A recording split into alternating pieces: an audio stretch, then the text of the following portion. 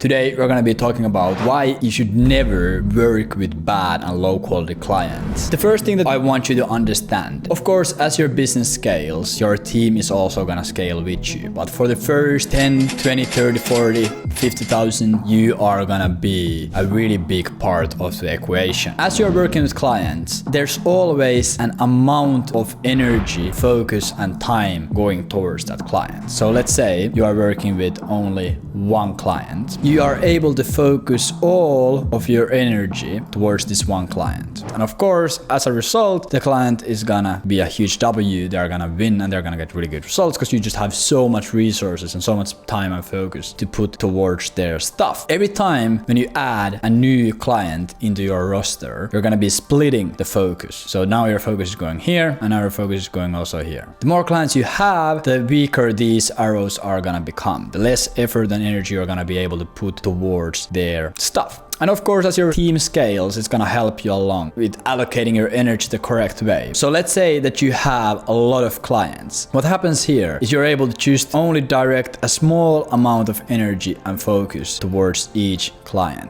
And that's, of course, is gonna show up in the results. You're able to run the basic campaigns. If something isn't working, you're able to troubleshoot it a bit every single day. You're able to do some inbox management, a little bit of follow-ups, a little bit of strategy. But the amount of energy you are putting across each client is going to be low. And because you're only able to put a small amount of energy towards each client, a lot of the clients are not getting good results. So let's say that most of your clients are getting shit results like this. 2 are winning and 5 are getting shitty results. Let's say you are getting paid per performance. You're getting paid like a really basic lead generation service offer. You're getting paid $250 per call that you're booking. For a lot of these clients, you're not booking any calls. For a few of them, you're booking 1 or 2 calls. And then for 2 of these, you're booking 10 calls each. So every client who is getting good results, you're making 2.5K out of them. And then you're making like combined, you're like 250 from here and 500 from here and 0 from here and 0 from here. So we're working with 7 clients. We're making total $5,750 from 7 clients. And that's like $700-800 per client that you're making. So let's say you're making $800 on average per client, and that's really your business. Here, a really common mistake that a lot of people make is they're like, okay, I wanna scale. Right now I'm making 5.7K. I wanna make 10K. So what they do is they start getting more clients in the hopes of that they will make more money through that. The more clients you get, the worse results they are getting. So they get 3 more clients, each one of them gets bad results. Your business is just doomed. Negative word of mouth is starting to compound against you. People are starting to notice that you're actually full of shit and you're just living a really stressful and negative life running your business. And of course, that's not what we want. Let's say that we have this exact same situation, but we actually focus on directing our energy better. So we actually focus on optimizing our focus allocation. So let's say instead of us trying to scale by stacking more clients and getting paid through that, we're getting rid of all clients that are not performing well. Notice that we went from 7 clients to 2 clients, but our revenue only went from 5.75K a month and it just dropped down to 5K. It's like 80% less work, but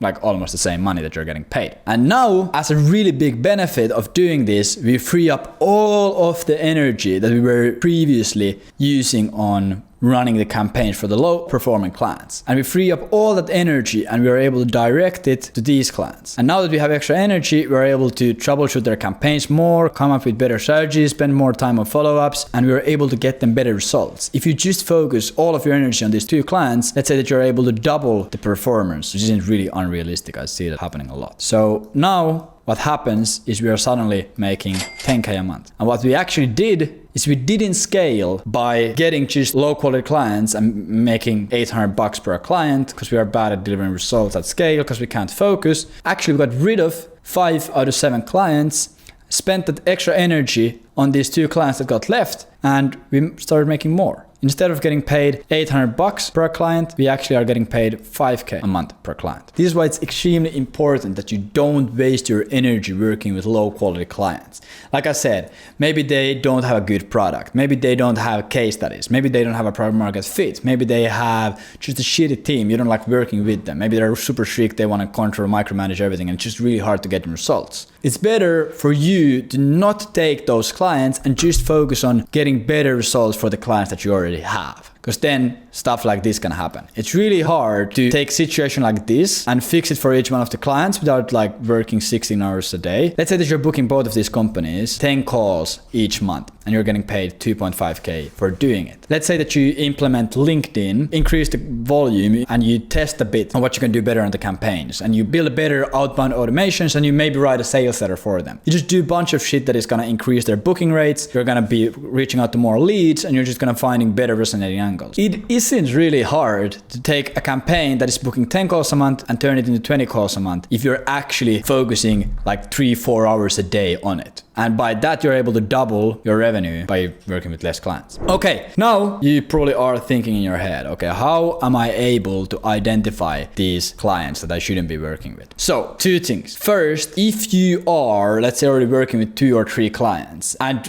only one of the campaigns are performing well and you're already a bit busy, that's a big sign that you shouldn't be taking more. You should be just focusing on delivering results for the ones that are not winning. Second thing, more on the client facing side. So what kind of clients you shouldn't be working with? Few main red flags that I always have. Unrealistic expectations. So one big mistake that I see is people, they go and they read Alex Hormozi's $100 million offers, and then they look at the value equation and they're like, okay, end outcome plus perceived likelihood of success, and then below the line there is time plus sacrifice, and that's value. So they see that and they're like, okay, I'm just gonna have a really big end outcome and I'm just gonna have a really small time frame. So they tell someone that, yeah, I'll book you fucking 30 calls and get you 5 high paying clients and optimize your funnels and write your sales letter all in 30 days. What really an offer like this achieves is, first of all the clients you're going to be getting they in most cases have unrealistic expectations because these are what they're expecting, and in most cases you can't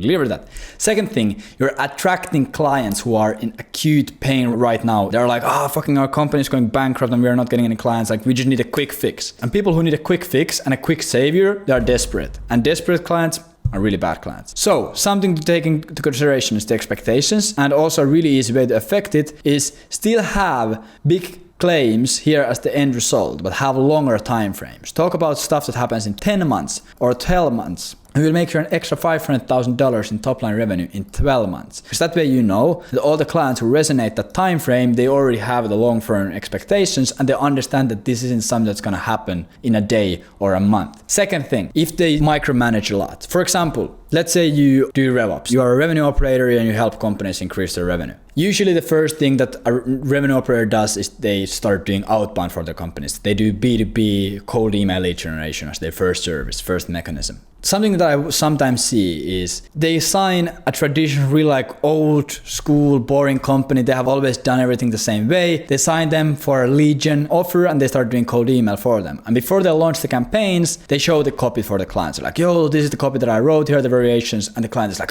we can't say it. Doesn't make it do this. And let's write it this. And this is the better way to write it. And they just write fucking horrible emails. If that happens, you need to put the stop end to it immediately. Yo, John, you hired me for a reason. Let me do it. We can try your stuff later on because I'm working on performance, or just because this is the service that I provide. Let me do it my way so we first get results and then we can test with your stuff. And if it still continues, boom, drop them. Doesn't make sense for you to spend your energy on that. And then the third thing that you really need to take into consideration is just the product, the offer, their product market fit.